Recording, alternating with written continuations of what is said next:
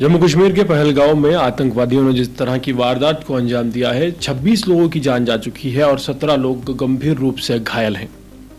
इस वारदात के बाद एक तरफ देश में गुस्सा है, आक्रोश है, बदले की भावना सामने आ रही है।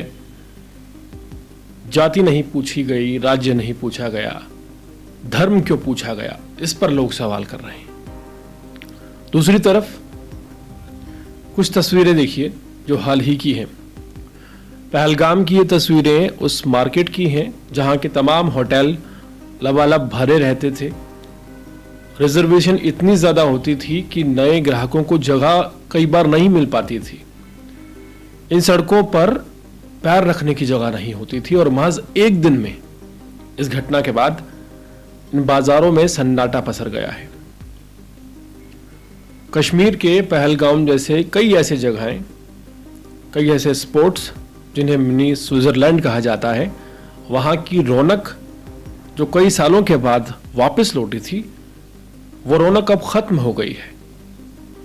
ये जो गाड़ी कश्मीर के व्यापार की पटरी पर आई थी और इतनी बेहतरीन तरीके से पटरी पर आई थी कि पूरे देश के अलग अलग राज्यों से, आंध्र प्रदेश, कर्नाटका, तमिलनाडु, गुजरात, बिहार, हरियाणा, उत्तर प्रदेश, हरियाणा, तमाम जगहों से लोग जाकर कश्मीर में ना सिर्फ लुत्फ उठाते थे बल्कि वहाँ से ख़रीदारी भी करते थे।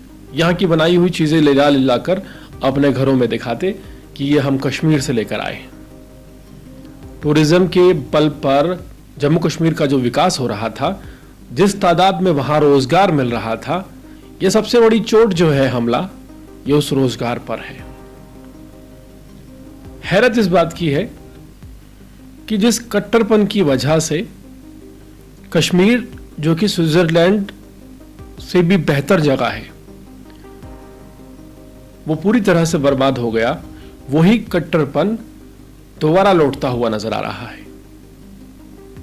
यहां पर कहना गलत ना होगा कि केंद्र सरकार ने जब जम्मू कश्मीर को यूटी बनाया था, यूनाइटेड टेरिटरी बनाया था, तो इसे ऐसे ही रहने देना चाहिए था, क्योंकि सुरक्षा बलों की एक शेल्टर की ज़रूरत जम्मू कश्मीर में तब तक पड़ती रहेगी जब तक यहाँ के कुछ स्थानीय लोग, कुछ स्थानीय पार्टियां जो खुद को अलगाववादी कहते हैं, आतंकवादी नहीं कहते, हालांकि सभी तरह की सक्रिय भूमिकाओं में वो नजर आए हैं, लेकिन आतंकवादी नहीं कहा जाता उन्हें अलगाववादी कहा जाता है। जब तक ये अलगाववादी सोच के नेता और लोग कश्मीर में हैं, तब तक कश्मीर को यूनाइटेड टेरिटरी ही रहना देना चाहिए था। कश्मीर में चुनाव करवाना, राष्ट्रपति शासन को हटाना एक बड़ी गलती है, इस बात में कोई दो राय नहीं है, और इसका खामियाजा जो है वो कश्मीर के एक आम व्यापारी को भुगतना पड़ेगा। सभी कश्मीरियों की बात यहाँ पर नहीं हो रही, सभी शायद उन दहशतगर्दों को सपोर्ट नहीं भी करते, लेकिन जो चंद लोग अलगाववाद के नाम पर इन आतंकवादियों को सपोर्ट करते हैं, उनकी वजह से दशकों में जो कश्मीर की गाड़ी पटरी पर आई थी, वो अब दोबारा से उतर चुकी है।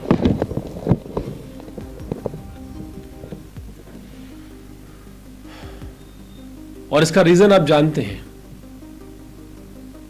इसके पीछे की बड़ी वजह यह है कि जिस तरह से कट्टरपन 1989 से शुरू हुआ, मस्जिदों से अनाउंसमेंट की गई कि कश्मीरी पंडितों को या तो ख़त्म कर दो या यहाँ से भगा दिया जाए, और फिर उसके बाद जो अशांति फैली कश्मीर में, वो लगातार जारी है। सवाल ये है कि आखिर इस कट्टरपन में नुकसान किसका हो रहा है? जिस तरह की तस्वीरें, जिस तरह की वीडियो सामने आई हैं, दिल दहला देने वाली हैं। हमास ने 7 अक्टूबर को हमला किया था और इजराइल ने उसका बेड़ा गर्क कर दिया, लेकिन क्या हम लोग तैयार हैं? क्या पाकिस्तान को सबक सिखाया जा सकता है? क्योंकि जाहिर सी बात है कि मासूम सिविलियंस पे हमला होना, ये हमारे देश में अब तक का सबसे बड़ा हमला है। जो लोग छुट्टियां बनाने के लिए, घूमने फिरने की मंशा से कई महीनों तक पैसा जोड़ते हैं, किसी तरह से कश्मीर पहुंचते हैं, अपनी सारी जमा पूंजी लगा देते हैं, लुटा देते हैं, आप कह सकते हैं, ताकि वहाँ पर थोड़ा सा सुकून उन्हें मिले।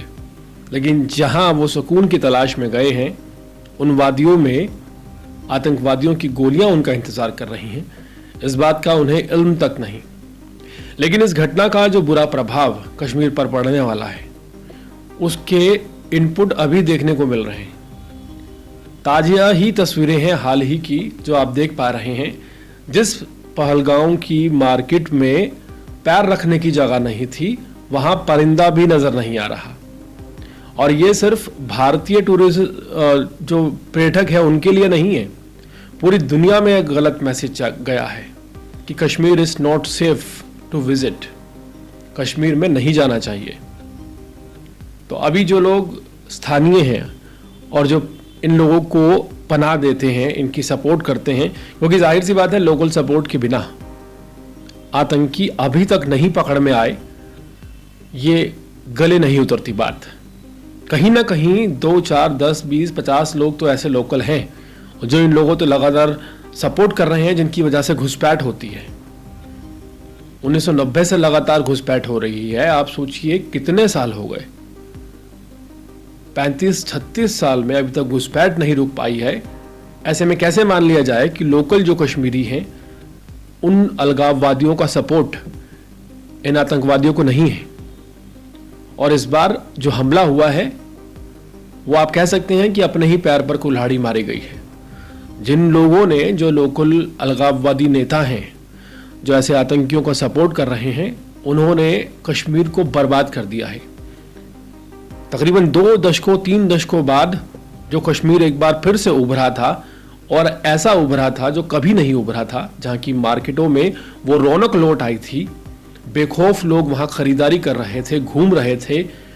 जो खौफ इस घटना से पैदा होगा वो दशकों तक नहीं जाएगा। सीधा सीधा इसका फर्क अर्थव्यवस्था पर, लोगों के कारोबार पर, उनकी आने वाली पीढ़ियों पर पड़ेगा।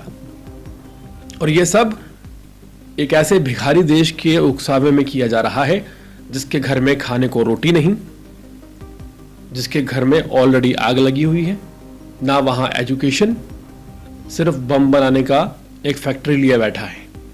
बात सीधी सीधी पाकिस्तान की है।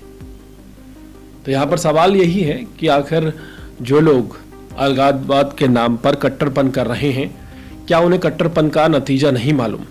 क्या उन्हें नहीं मालूम कि 1990 के दौर में जब कश्मीरी पंडितों के साथ नरसंहार किया गया था, उसके बाद आज तक कश्मीर नहीं संभल पाया है। कश्मीर सबसे बेहतरीन जगह होने के बावजूद हमारे देश में आज तक सबसे ज़्यादा पिछड़ा हुआ है। इसका सीधा सीधा रीज़न कट्टरपन है। और यही कट्टरपन जो है वो कल कुछ लोगों के चेहरे पर नज़र आया जब कैंडल मार्च निकाला जा रहा था। हाल फिलहाल पूरे मामले में आपकी राय क्या है, कमेंट सेक्शन में ज़रूर बताएं। और इसी तरह के अपडेट रहने के लिए देखते रहिए आर पर न्यूज़। बहुत बहुत शुक्रिया।